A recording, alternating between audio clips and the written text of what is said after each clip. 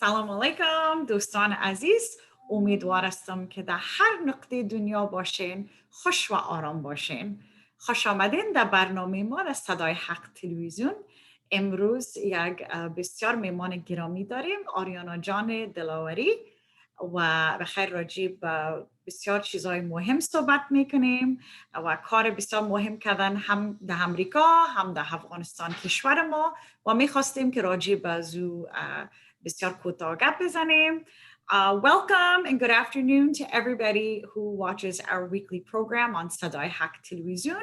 We are so incredibly happy and proud to have Ariana Jane Delawari on our show today. We're going to be discussing all of her amazing work, both in the United States and abroad in Afghanistan.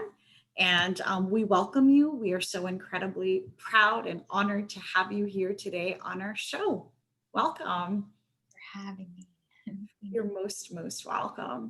So I'm going to briefly talk about and read actually Ariana John's biography. It's very important to know about all the important things that she's done for us.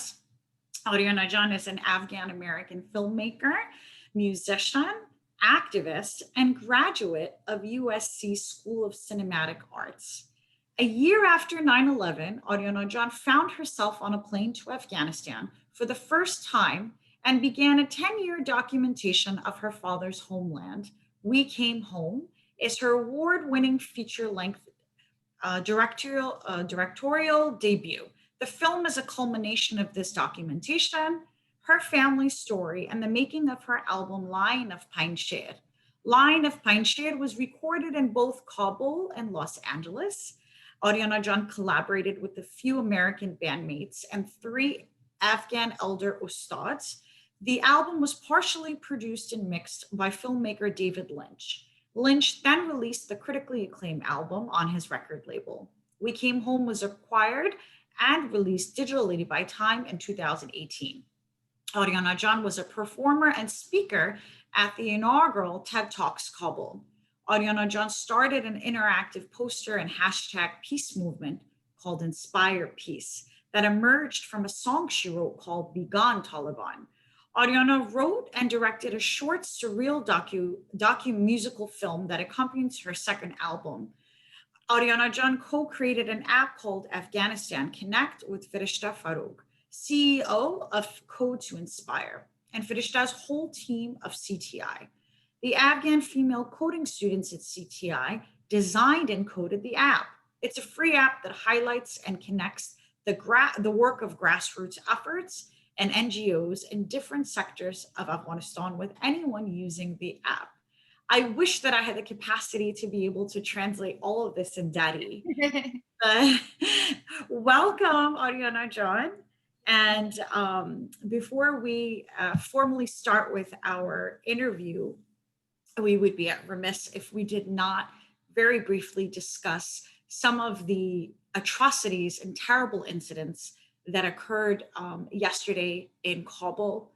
پیش از اینکه بخیر امروی آریانا جان شروع کنیم اینترویو را میخواستیم که بسیار کوتاه صحبت کنیم راجع به حادثه و بمباردمانی که در کابل شد دیروز.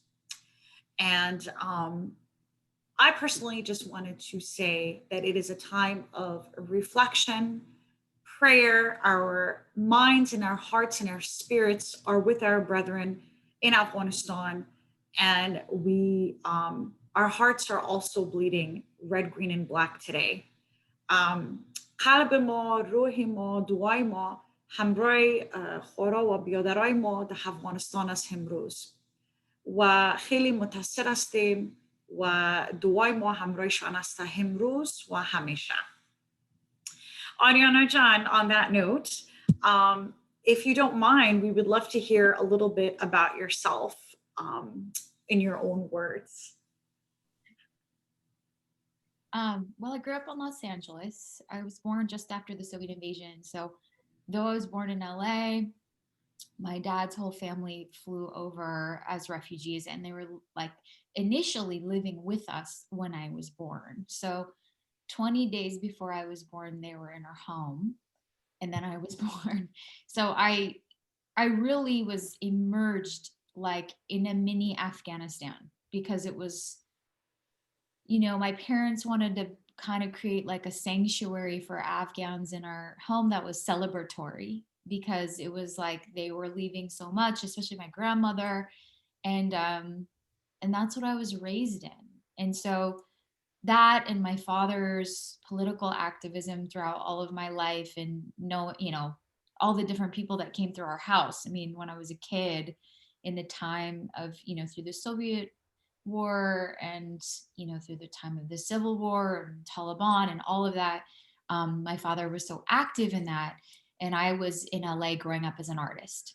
So so much of my art is infused with these themes. And when 9/11 happened, my parents decided to move back to Afghanistan and help with the reconstruction. And so I was just literally, I left film school, and a few months later got on a plane to move my mom there because my dad had already left. And my first trip was in 2002 in October. It was just 1 year after the fall of the Taliban, and well, you know, in terms of the government. And when I got there, I just, though for my parents and their generation, you know, I was observing their, you know, heartbreak because of what they knew from the past. But because I had never seen anything, I was just immediately immersed in like, wow, I'm in love with this place. And it was like Rebel at that point. I mean, what you see now, so much reconstruction in 19 years. I mean, it's phenomenal. And I think that I feel so honored that I saw how much change has occurred, because there's obviously a lot of devastation as well still. So I was just so moved, because to me, it wasn't ever about buildings. You know what I mean? Like, what was so beautiful were our people and the land and our culture. And I was just completely taken, and I felt like I was at home, and I felt a sense of home that I never felt my whole life here. I just never had felt that kind of deep spiritual, like, belonging and love. It was like really special. And that was it. It started to change my life. And I just started to make all this art. You know, I started documenting. At first, I felt very sensitive. You know, it was very sensitive time. On the one hand, it was in a sense freer than it is now, in that it was felt safer, that you could walk around the streets. There were no suicide attacks yet. Those didn't start till around 2006. So there was like a few years that it was like a false sense of, oh, this is it, you know, peace. And I got to watch those years and be there. But I still felt very sensitive to document with a moving picture camera. I just was taking stills because I was still absorbing and learning. And then I decided to make an album there. And that actually happened when the suicide attacks had started. And then I got scared, you know, like, what is going to happen? But, you know, all of a sudden it was like a fall from grace.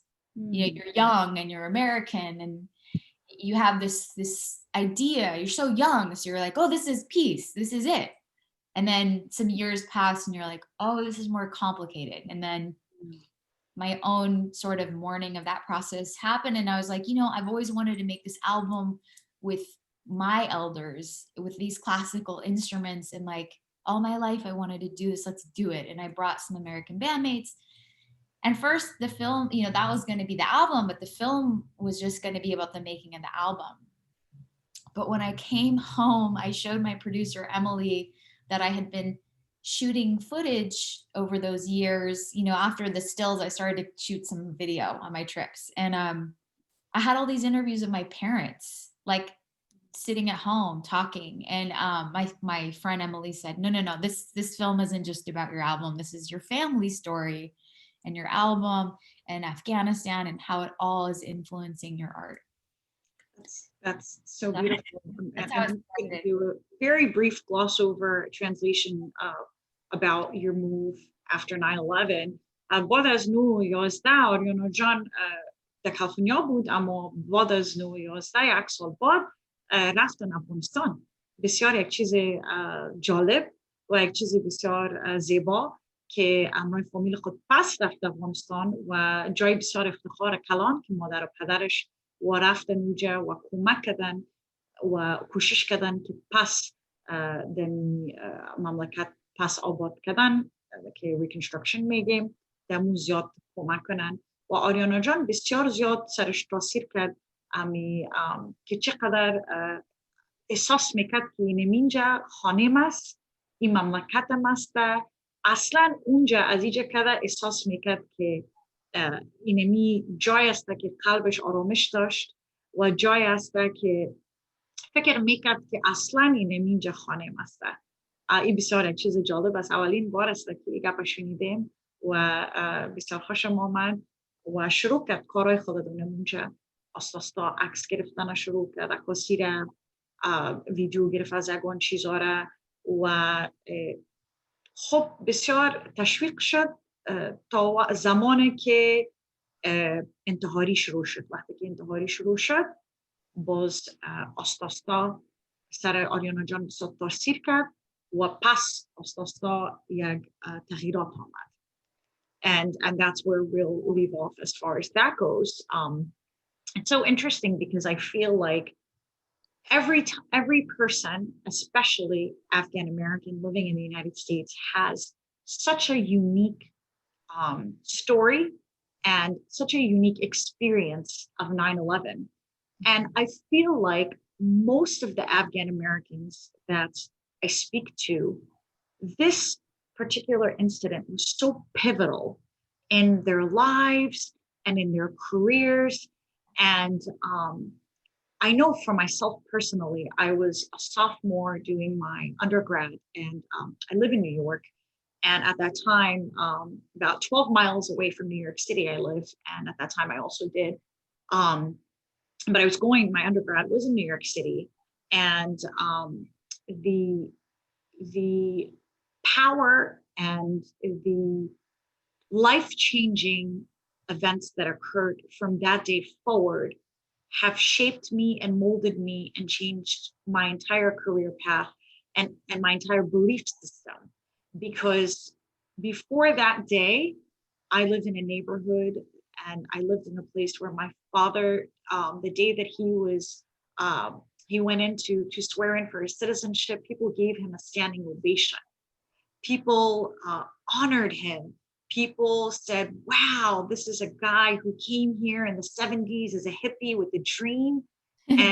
and now he is an American and he was living the American dream and he started these businesses. We went from being those types of Afghan Americans to having our businesses raided, our employees deported, to having such a life-changing experience. And prior to that, I personally did not feel this, there was shame associated with being Afghan. My mom would speak Dari in the supermarket and I would hush her and say, shh, let's talk in English. And then it went from me being ashamed and feeling a certain way about my identity to the complete opposite, 360. And all of a sudden the flags were raised and all of a sudden here I am.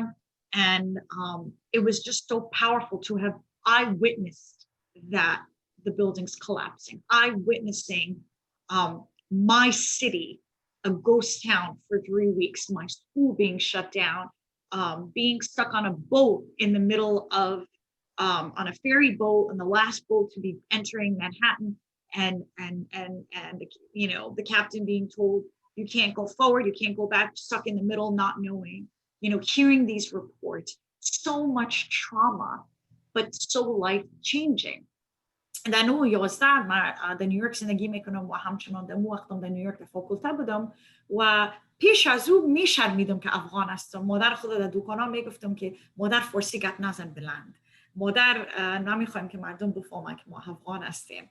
اما بعد از 2011 واقعا که تمام زندگیم و تمام مطلب زندگیم و هدف که درسی که میخوندم همه چیز بعد از او که بیلدینگ ها در پیش روی خودم شاید بدم دیدم که 70 فقط که Bayrak Afghanistan buland shud.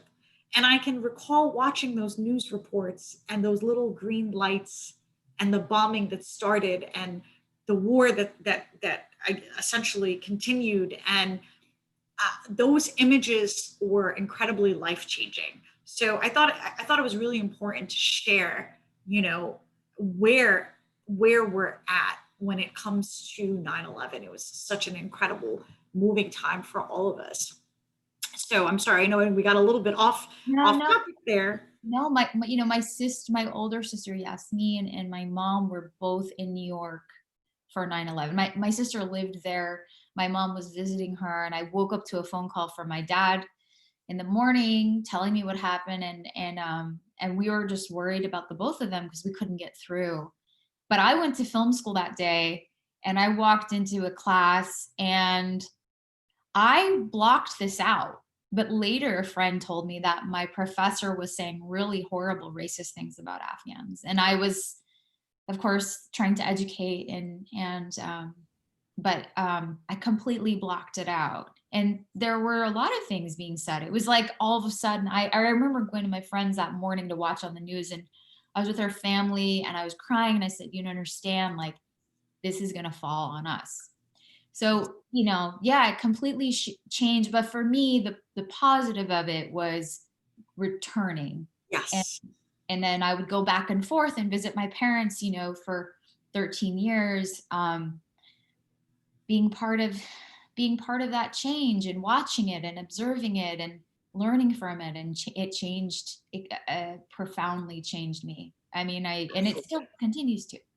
Absolutely, absolutely. And it's so incredibly important to highlight that, the positive that came from it was that so many of us re-identified with being Afghan in such an amazing way. And in your case, you actually went back. And I find that one of the most admirable qualities and of all the work. I mean, you've done so much work and so much important work, but the fact that you were willing to do that, it says a lot about you. So thank you so much for doing that. Um, so tell us, if you can, a little bit about how We Came Home came to life and the background and story behind it. Agar Yeah. may ke bara moya kama ke roji ba sorry bugoyen ke We Came Home chira kam ida jur kaden chura jur kaden dalilish chi bud.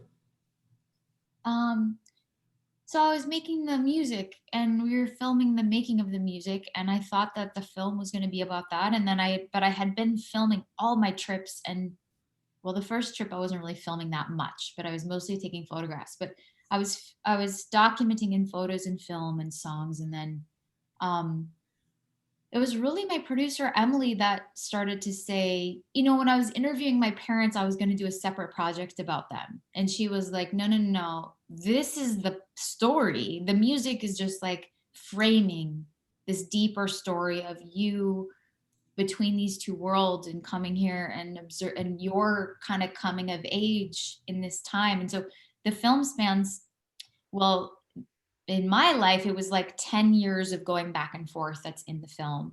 But it actually goes like 100 years in terms of like history and my family history and whatever.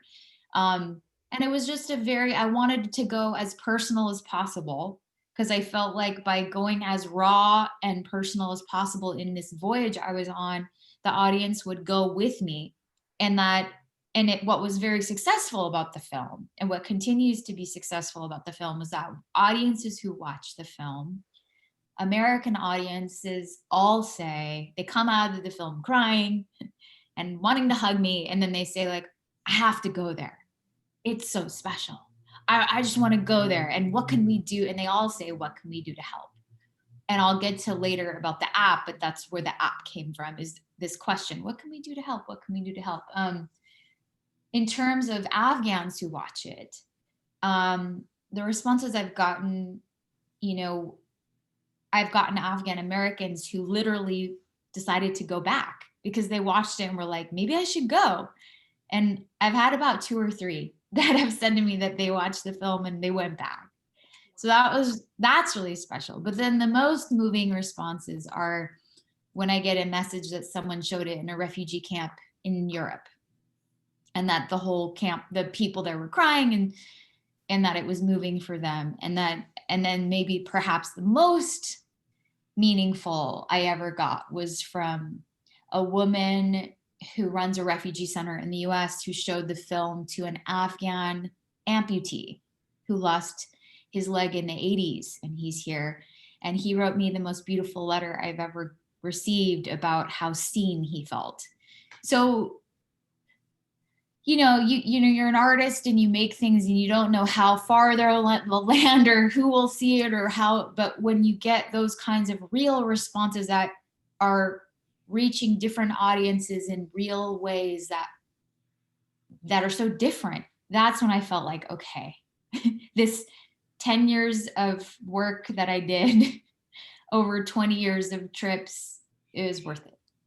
I mean, at the time of making it, it wasn't 20 years of trips, but the process, it finally came out 2 years ago. So it was like 17 years. Wow, that's incredible. آریانا جان میگه که وقتی که امی فیلم که برآمد چندین دانه نتیجه داشت. اما برای آریانا جان مخصوصا یک نتیجه بسیار خاص برش بود که یک افغان ما که اینجا آمده بود، بیچاره پایای خود از دست داده بود در جنگ، و این فیلم که دید احساس کرد که تشکری کرد که یعنی مردم اینال متوجه ماست، مردم ما رو میبینه، مردم رنج و غم ما رو احساس کرده میتونه. بسیاری افغانا حتی ایره که دیدن تصمیم گرفتن که پس برن افغانستان و کار بسیار مهم بکنن که کمک کنن، یا فقط امریکایی‌ها حتی گریان کردن، دلسوزی کردن، گفتن که اینال ما میبینیم که اصلا در افغانستان چی حالت است، چی گپ است.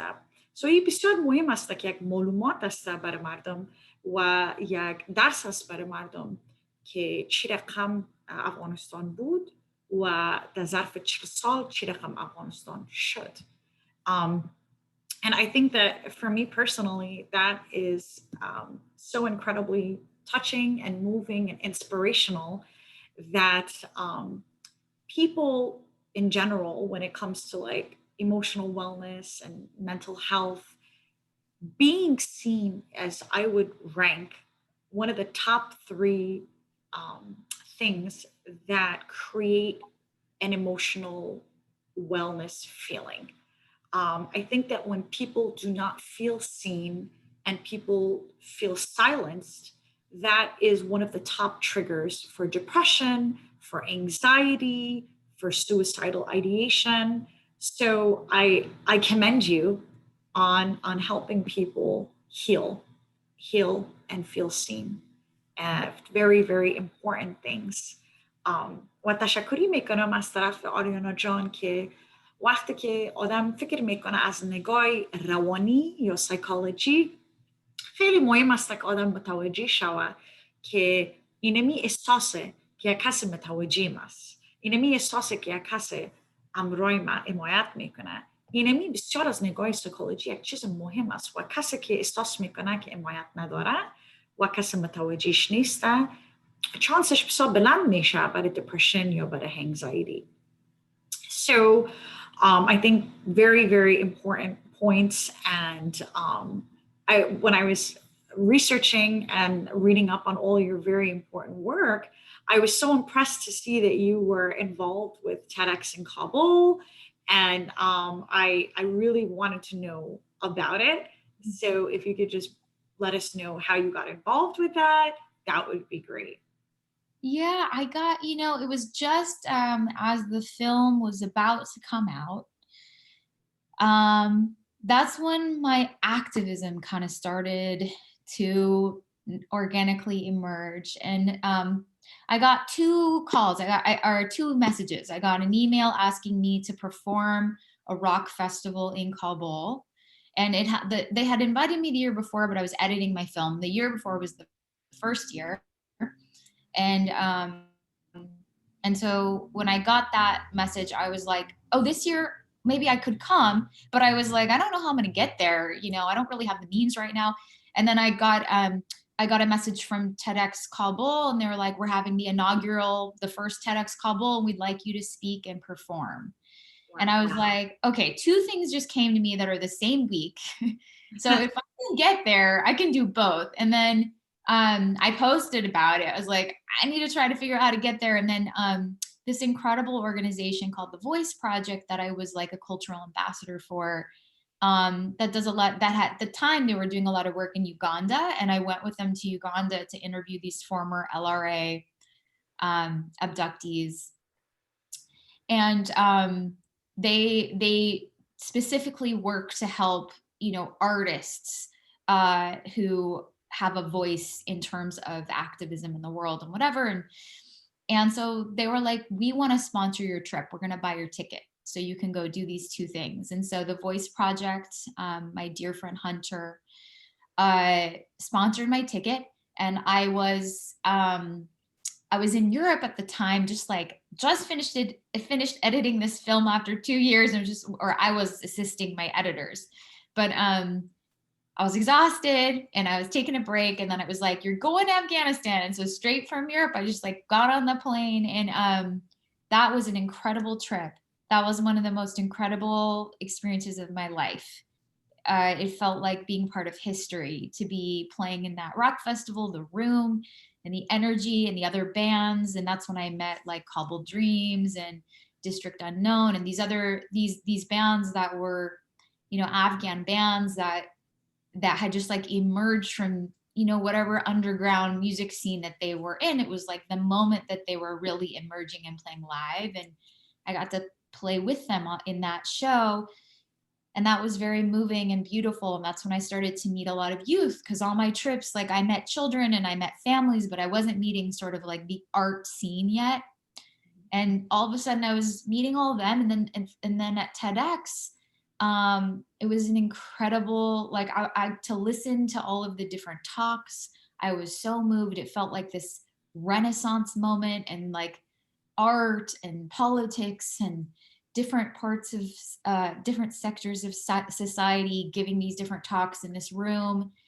And it was at Istiklal, which, you know, that's where we were performing. That's where the TEDx was. A lot of things were in that room. And then a few years later, that room was attacked. And it was just really something to realize, like that stage where we had been doing these things on, there was another show I played later that year. And then all of a sudden there was a Taliban attack on, you know, when there was like a performance of a play about terrorism, like sort of like, you know, preventing terrorism, and someone, a suicide bomber, I think very young, detonated in the room, and one person was killed. And it was very sad because like, just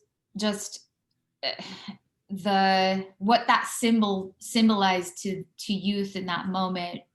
I just think that it was just like one of the, there's so many stories like that, right? Where there's just so many stories there where, you know, everyone, and of course, when I'm speaking as an Afghan American, I have the safety of, I can leave, I can come and go. That's a privilege, that's a safety. My friends there who couldn't, I lost friends who were killed in attacks, but it's just like, you know, there's so many, I have so many, like Hotel Intercontinental, even the Serena Hotel, you know, different parts of the city, different buildings. I've been there and just like have this, you know, or like there's like this Lebanese restaurant that I have the most beautiful memories at, and the owner was the kindest man. And he was killed in an attack with my dad's friend was there. And, you know, it's like 2 months before the attack, my dad's friend was saying to me at the same table, probably he was sitting when the attack happened, like, you need to be in the moment. You need to be present. You need to be present. Cause I was like getting all over the place, you know, as we do. So I just have so many memories like that. So the TEDx Kabul beautiful experience also was in this room that then later was attacked. It's just, you know, this, right? It's always this. The balancing act, right? So, I'm so incredibly moved by what you shared with us.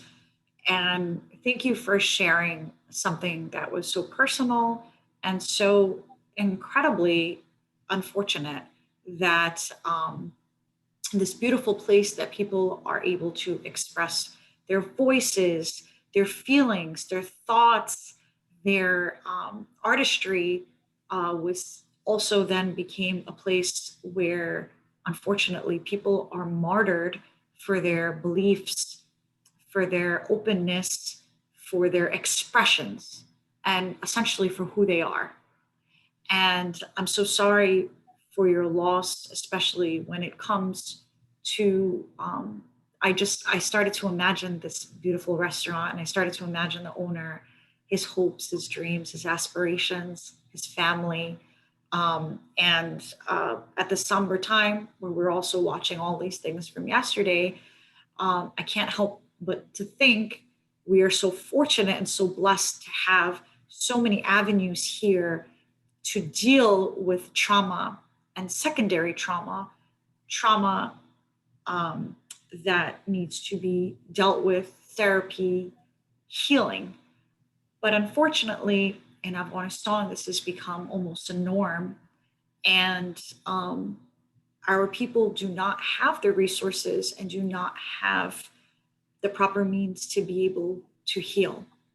So it's a great place of reflection, and it's a great place to remind ourselves how grateful we should be, and also be incredibly proud of yourself that you were part of this inauguration of, or this inaugural.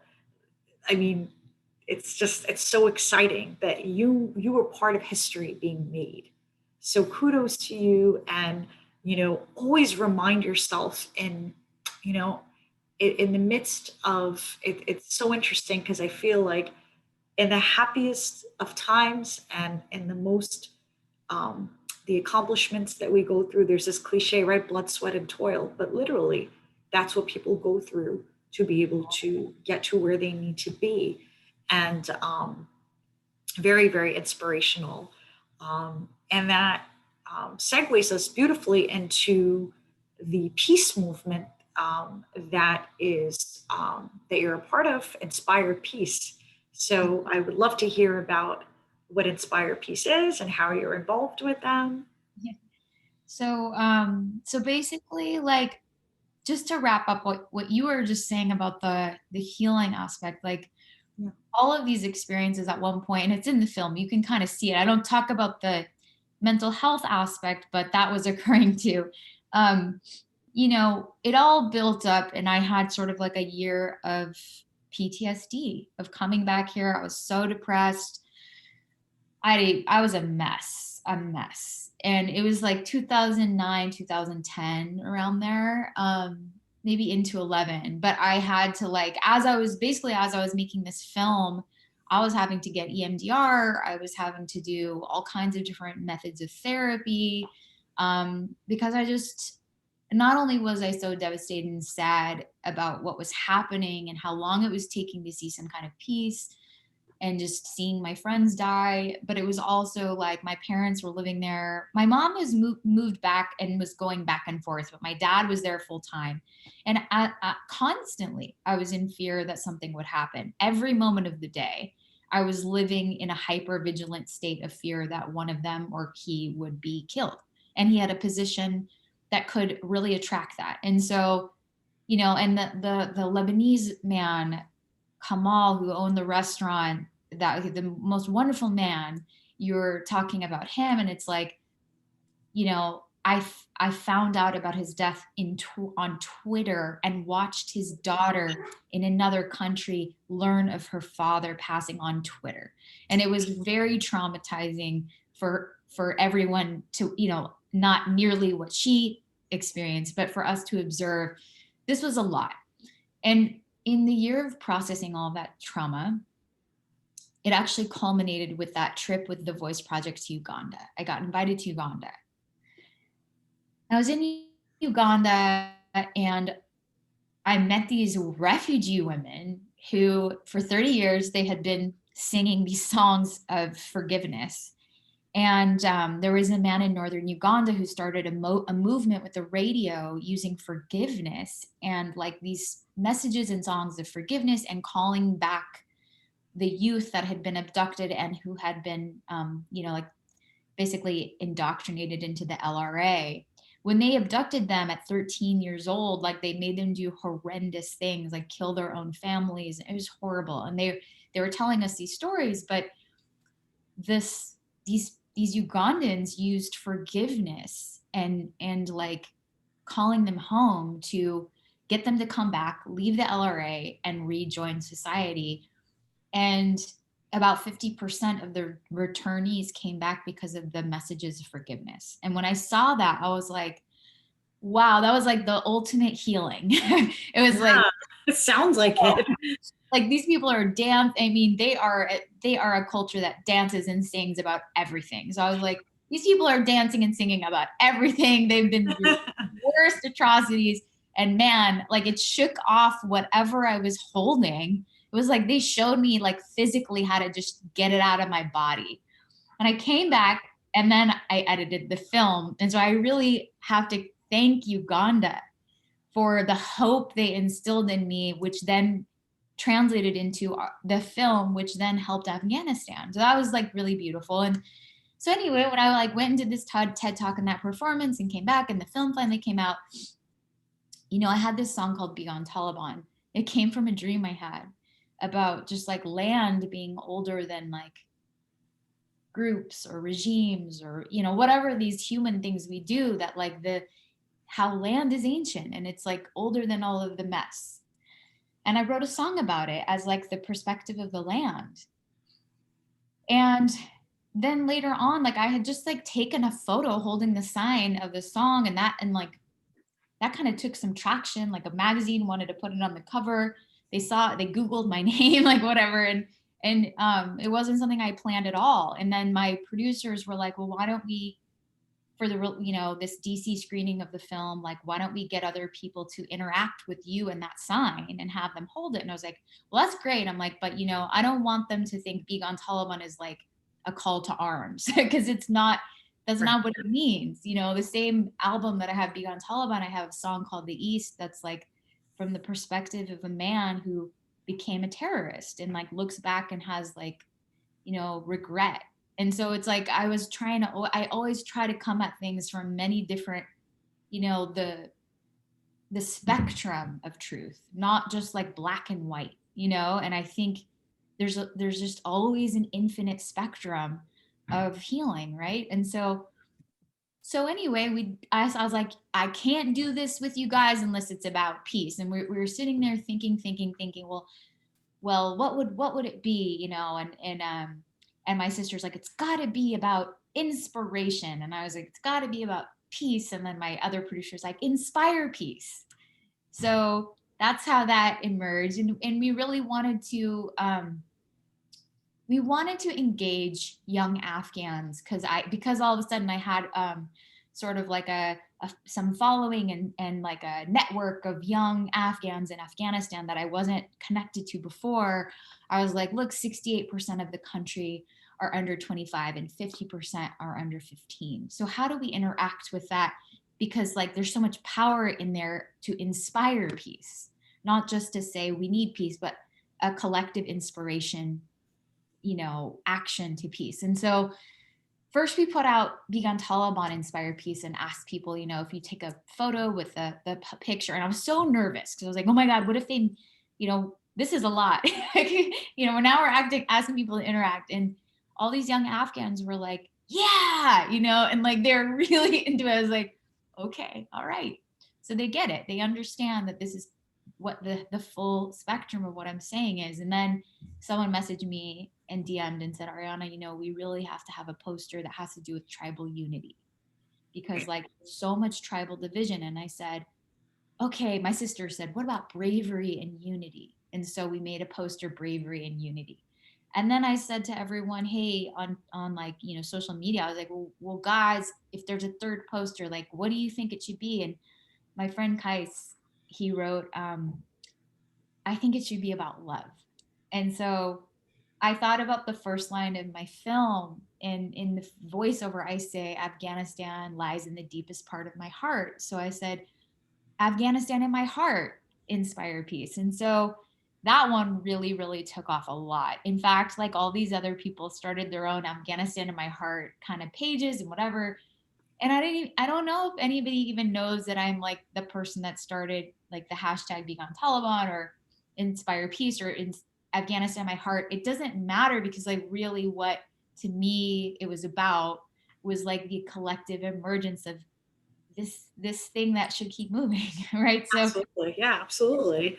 And that, like, yeah, no, that's so incredibly inspiring.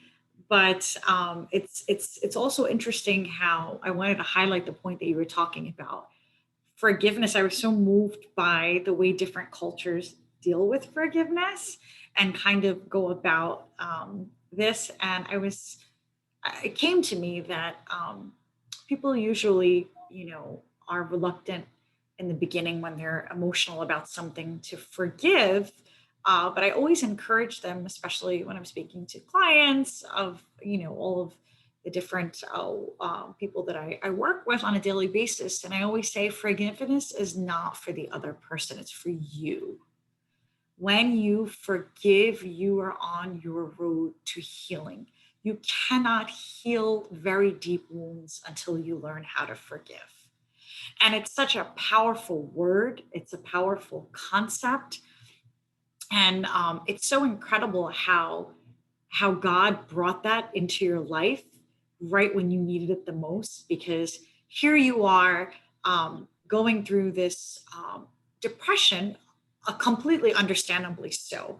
If you came back and you told me you were fine, I would have a hard time wrapping my head around what you've seen, what you've experienced, the work that you've done. You came back and a lot to deal with.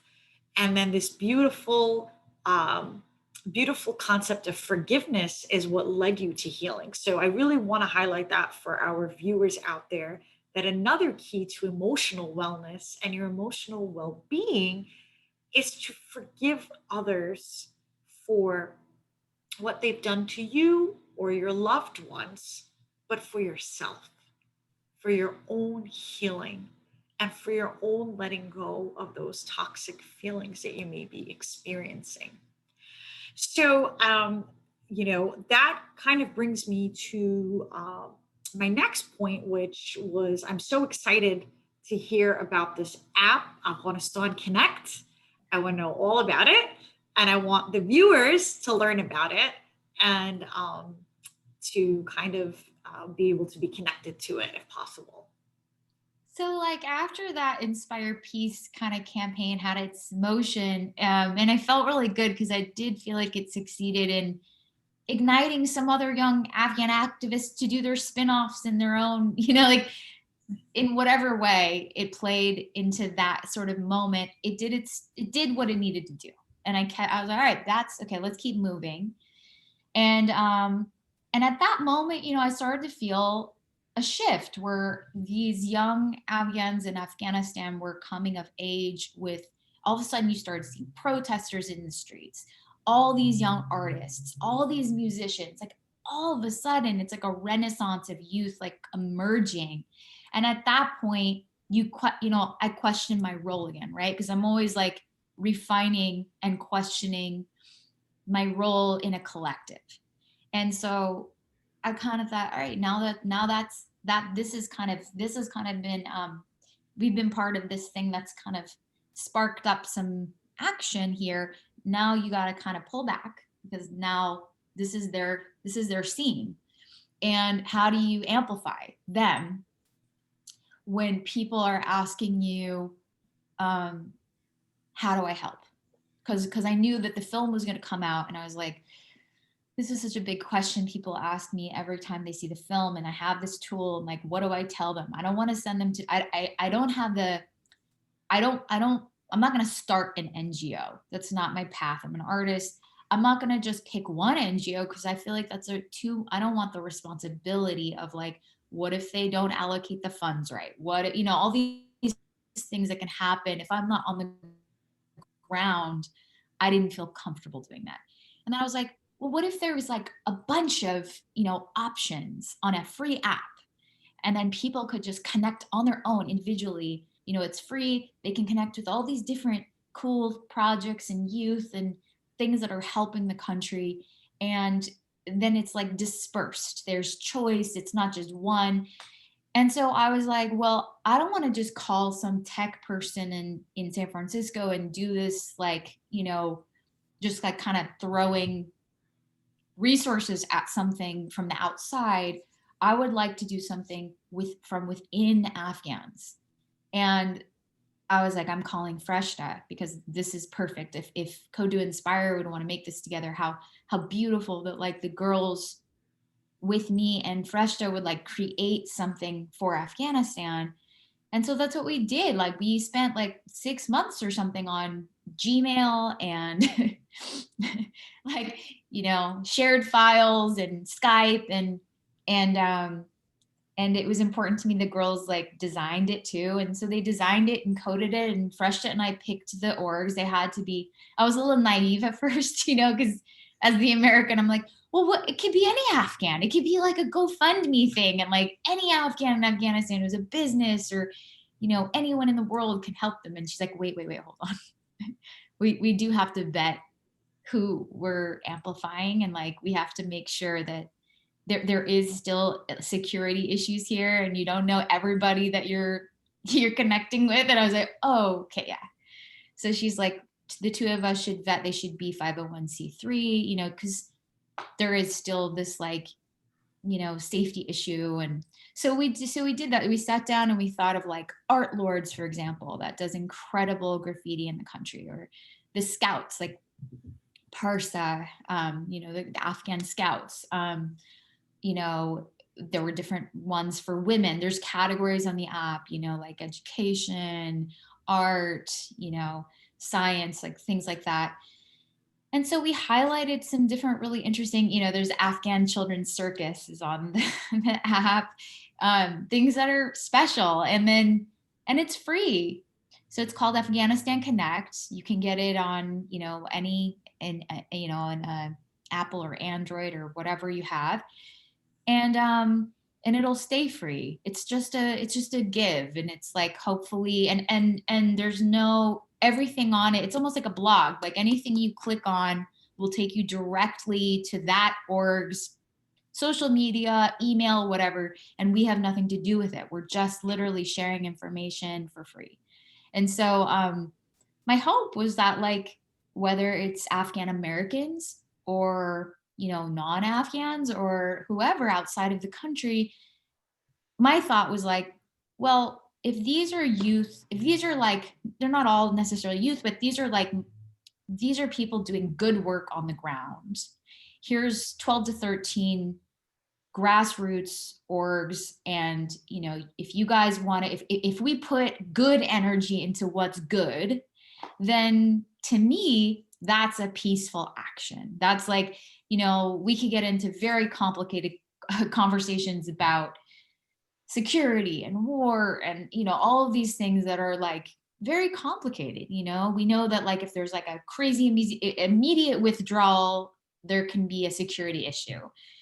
But then on the other hand, like, when does this end? Like, how does the violence end? We want the peace deal to work. And there's so much in that. But to me, investing in youth, if the country is so young, investing in these positive actions, to me, is a very powerful and positive move.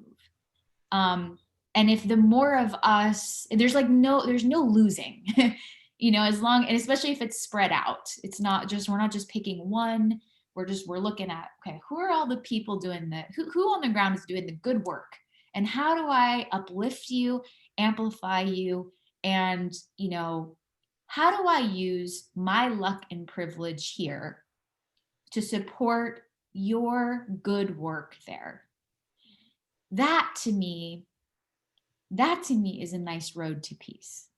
Mhm. Absolutely. No, I agree. And the majority of Afghanistan's population is the youth.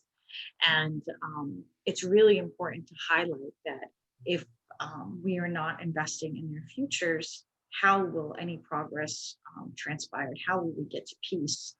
Um, so, it's been such a pleasure talking to you about all these really important topics. I wanted to ask you if you had any closing thoughts or advice to Afghan viewers who are watching now and are kind of sitting there and saying, okay, I watched the news yesterday, I'm following up. I'm not an artist. I can't make films. I can't, make apps. I'm just, I have other talents. I have other things that I possess, but I'm not too sure how and when and what I should be doing to assist in this entire process. So I feel, and that was another thing connected to the app. So I really hope everyone downloads the app and just looks at it and follow all those orgs on their social media. If nothing else, you'll learn daily like what they're actually going through on the ground. Some of them are outside of Afghanistan, but or here and there, but most of them are there. So I suggest that. And then I think that there's two parts to it. I think that organizing here, like I love the Afghan American Conference because I feel like it's this growing movement that's bringing together diaspora.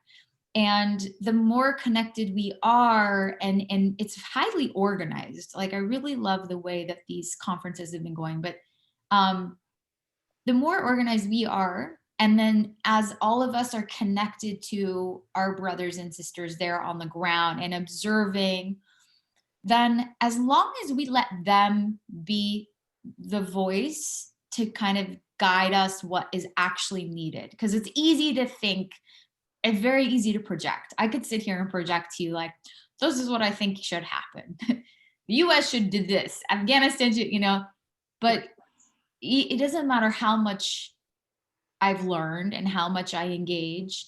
I'm deeply aware that my role is more about being sort of like a cultural ambassador and a bridge, right? So if we can organize ourselves and then like really listen to what the needs are and really like observe, I don't have a specific answer, but I think that the more that we connect and the more that we connect with Afghans on the ground, if we can organize that, then I think more and more positivity can emerge from that. Because in the diaspora, we have so many resources and you just don't know who your friend or that friend who are not Afghan might be able to come and do and contribute. And if we're organized and we're connected to Afghanistan, then in this positive way, and there's just space, like openness, that we don't have to know exactly how, but I just have a feeling that I have an intention. I mean, my whole journey's like that. It's like, I'm gonna make this album. Well, how are we going to do it? Well, we're going to first, my dad was helping to find the musicians. And I was like, I got to find someone to help pay for these plane tickets. Like, I'm just like, I do that every step of the way and I have no idea how I'm going to do it. And then I just have an intention. I pray about it. I keep asking, banging on doors, and eventually something happens. And so I think with whatever it is you do at home, whatever your gift is, if your heart wants to be part of the positive shift and growth together, you will find a way and God will lead you to find a way and we'll lead each other. And that's it. Yeah, absolutely. And it's so funny how you mentioned that because you sound like a dreamer. I call myself a dreamer. I always say that. I say, I dream my thoughts into reality. And a lot of people don't believe me. They're like, Farishta, what are you talking about? I'm like, no, I will sit in my room. I will come up with something and the thought will build on another thought. And then next thing you know it becomes a reality. And there's a lot of power that comes with your mind. Mind is a very powerful thing. And if your intention and your heart is in the right place, it will come into fruition. I live that on a daily basis. So many of my thoughts have, thanks be to God, come out into fruition. So that's a really important point. Also, so funny that you mentioned yesterday, actually, somebody called me to ask me a question about some refugee issues that she was having with her clients, Afghan refugees. And we were having this conversation that was about that. But then maybe like 10 minutes into the conversation, she's like, wait, you do this, you do that. Wait, okay. So you know what? Scratch that out. We need to connect and we need to have this. And all of a sudden, by the end of our conversation, somehow, some way, I signed myself up to do a cultural competency training for the staff of her organization, right? So the question was just about a very question. I think it was like something about social services and this refugee that needed something, a survival. Um, the newly arrived refugees always need very basic survival tools, and that's what the conversation is supposed to be about. But it turned into something completely different. And I think a huge majority of why I enjoy doing the show and why I give the time is because these conversations, it always starts with a conversation. It's so important, like you said, the Afghan American conference. It's important because it opens up conversations that that connect people and that show each other, alhamdulillah, we're such a talented community, we're such a lively community. We are comprised of any particular or possible field you can imagine we cover, but we just don't know. So it's time to come together, to unite for the greater cause, and God willing, with the intention there. And I love that. That's my favorite part of what you said at the end, was that intention. When your heart is pure, your intentions are clear, the sky is the limit. That's definitely always been my motto in life. God guides you and gives you that ray of light and hope to be able to fulfill whatever it is that you need to do. Thank you so much, Ariana Jana Khan, for being on our show today and giving us your very, very precious time and energy and enlightening us about all these amazing initiatives. Please make sure that you guys download the app. It's so important that you do that and you follow up. بازم تشکر آریانا جان خان که امروز وقت خود در برنامه ما دادین و بسیاری معلومات های مهم برای ما دادین. حتما اپ دانلود کنین. And if you have any questions, our number is at the bottom of the screen. And if you have any comments, you can type them in. We'd be more than happy to assist you with that. And again, thank you so much, Ariana Jan. همچنان بسیار زیاد امیدوار هستم که بخیر موفق باشین. We wish you much success in your future endeavors. And بازم در هر نقطه دنیا که هستین خوش و آرام باشین. روز خوش و بازم تشکر صمیماً از طرف صدای حق تلویزیون. خدا حافظ.